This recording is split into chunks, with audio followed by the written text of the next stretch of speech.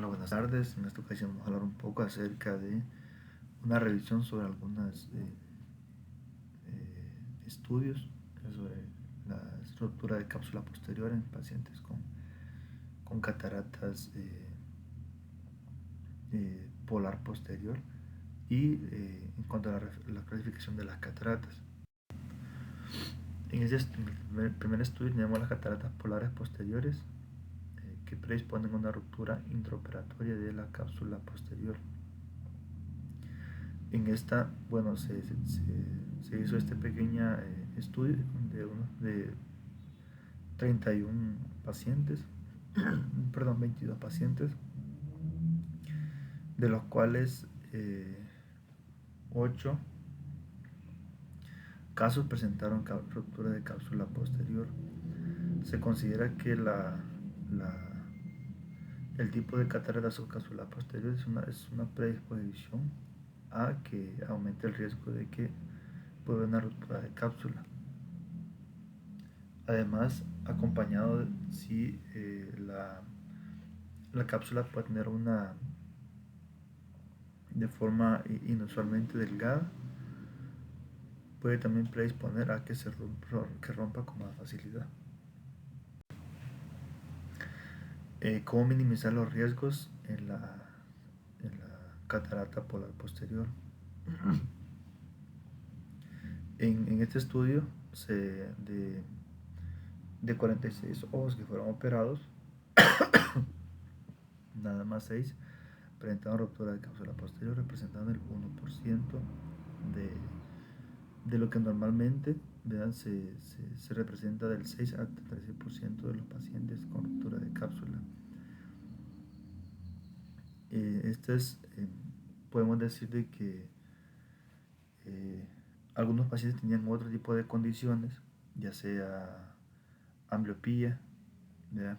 Entonces esto puede también aumentar lo que es el riesgo de que pueda haber una ruptura de cápsula posterior. También pacientes que tienen estrabismo aumenta también el riesgo de que pueda haber una ruptura de cápsula. Y se concluye de que no hubo ningún tipo de caída del núcleo ni desprendimiento de retina en estos pacientes. La catarata polar posterior minimiza los riesgos de ruptura de cápsula posterior. Lo que es la facoemulsificación en la cirugía de catarata pues, ha sido muy eficaz y segura. En este caso pues se comparó lo que es la hidrodelineación con la hidrodisección. Entonces se demostró que la hidrodelineación disminuyó lo que es el riesgo de que se vaya a producir una ruptura de la cápsula posterior en comparación con la hidrodisección. Además que mejoró lo que es la agudeza visual de los pacientes utilizando este tipo de maniobra. En cuanto a la catarata polar posterior, en esta otra revisión, bueno, se sabe que la catarata polar posterior es un verdadero desafío a nivel quirúrgico, y para evitar lo que es el colapso de la cámara, se describe que hay que minimizar los riesgos, ¿verdad? El colapso de la cámara, también la sobreinflación, evitar también la hidrodisección, la rotación de lo que es el núcleo, el pulido de la cápsula posterior y el exceso de la manipulación del lente, ¿verdad? Durante la cirugía, que no debería realizarse las mismas técnicas que cualquier cirugía estándar de cataratas. Para opacidades grandes se podría considerar ir directamente a la posterior. Los estudios genéticos han revelado que existen genes de ciertas poblaciones en los cuales puede predominar esto, lo que es la opacidad de cápsula, la opacidad de subcapsular posterior en los pacientes con cataratas. Otros factores de riesgo para la ruptura de la cápsula posterior en una cirugía de cataratas. Bueno, aquí se analizó datos de casi 3 millones de pacientes de cirugías de cataratas que se complicaron con ruptura de cápsula posterior. Se demostró que la tasa pues, de ruptura de cápsula osciló del 0.6 al 1.65%. La edad media fue en personas mayores de 70 años y los factores de riesgo más significativos asociados a la ruptura de cápsula posterior sería la retinopatía diabética, podría ser, que provoca un debilitamiento a nivel ocular, por ende también de la cápsula posterior, la baja agudeza visual preoperatoria y que la catarata sea blanda. Bueno, en conclusión se definió que los factores de riesgo de la ruptura de cápsula son los que se escribieron recientemente y que con el pasar del tiempo se dice que esta complicación pues, va disminuyendo a medida que se va sabiendo más sobre ese tema. Factores de riesgo de ruptura de cápsula posterior en cirugía de facoemulsificación. Estas pues en personas masculinos, en personas con agudeza visual preoperatoria inferior, un paciente con una catarata nuclear superior, puede aumentar estadísticamente la forma de ruptura de cápsula posterior en la cirugía. Como les decía en conclusión, pues el sexo, la agudeza visual preoperatoria es importante, la etapa de lo que es la catarata afecta significativamente la incidencia de ruptura de cápsula, y que es importante lo que es mejorar lo que es la formación de los cirujanos para reducir esta frecuencia de complicaciones. Y en cuanto a otros factores de riesgo, en cuanto a ruptura de cápsula posterior, podemos decir que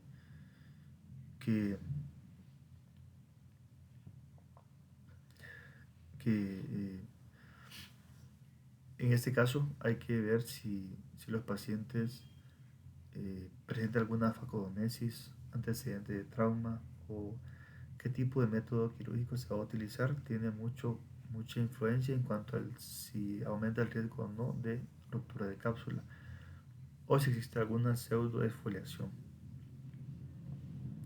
Se encontraron factores importantes en lo que se concluyó para el desarrollo de ruptura de cápsula, como el estrabismo, facodonesis, historia de trauma y método de extracción capsular que se va a utilizar como la pseudoesfoliación.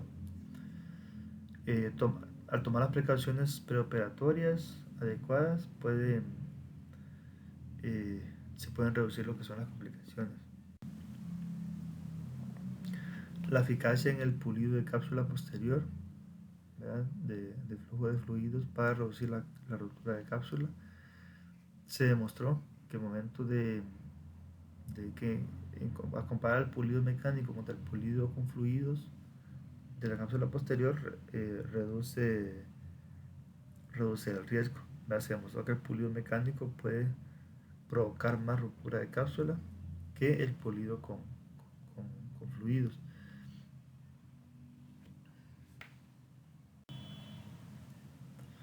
Bueno, ya pasando a lo que es el sistema de clasificación de las cataratas, actualmente pues el LOX3, que es la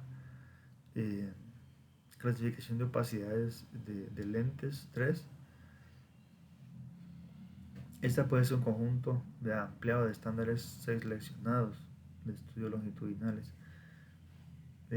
Consta de 6 imágenes de lámpara de rejilla para graduar lo que es el color nuclear, la opacidad nuclear, y lo que es la retroiluminación de la catarata cortical. Este sistema pues se ha mejorado para la grabación de imágenes de lámparas y retroiluminación de cataratas relacionadas con la edad.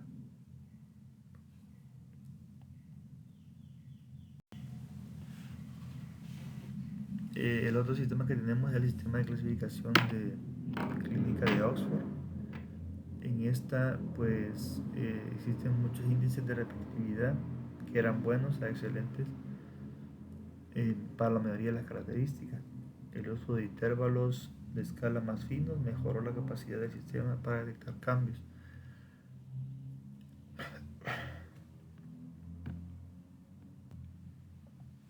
Este es uno de los métodos que ha proporcionado mucha confianza para clasificar lo que es la catarata.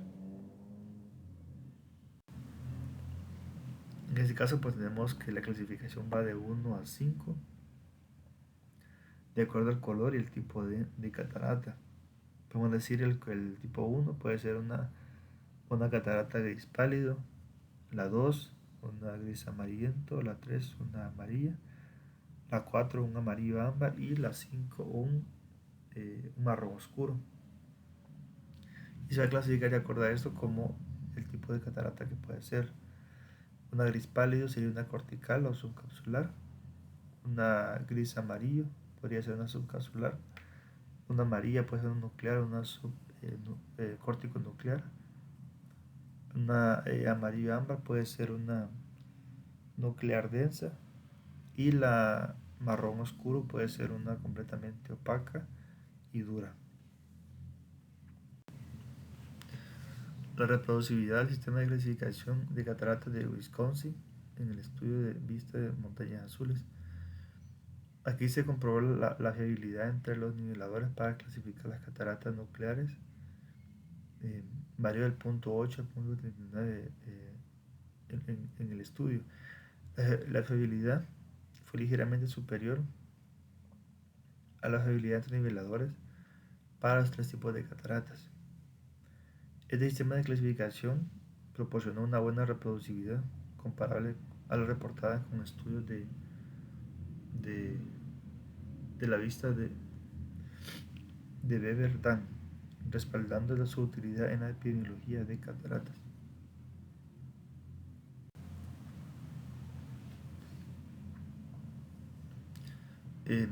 Tenemos el sistema de estudio de enfermedades oculares relacionadas con la edad para clasificar lo que es la catarata a partir de fotografías.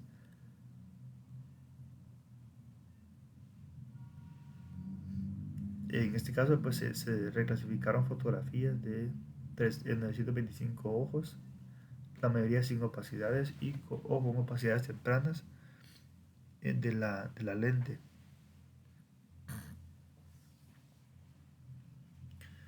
Se demostró un alto grado de fiabilidad en la clasificación de la gravedad de las opacidades del cristalino en un gran grupo de estudios con cambios de lente mayormente tempranos. Este sistema sistema de estudios relacionados con las enfermedades oculares a partir de fotografías podría ser útil para estudios donde sea necesario estandarizar la recogida de datos a lo largo del tiempo y de diferentes centros de recogida. Como vemos, por ejemplo, la clasificación del LOX3 se basa en esto mismo, en la comparación con fotografías de cataratas. Tenemos el sistema de clasificación de cataratas. En este sentido, pues se volvió a hacer la evaluación de la clasificación del LOX3 y se demostró que las diferentes características de cataratas se gradúan según la fotografía estándar durante el examen de lámpara de hendidura. Los avances recientes en la tecnología de imagen, especialmente también la tomografía de coherencia óptica, han abierto la posibilidad de una evaluación objetiva en la estructura del cristalino. Entonces, estos sistemas de clasificación, que pueden utilizarse tanto para el cribado como para el diagnóstico preoperatorio, son valiosos para estudios prospectivos dirigidos, pero aún requieren implementación y validación en la práctica clínica diaria. Las variaciones morfológicas que influyen en los resultados de la catarata polar posterior. Aquí se incluyeron 388 ojos de 380 pacientes.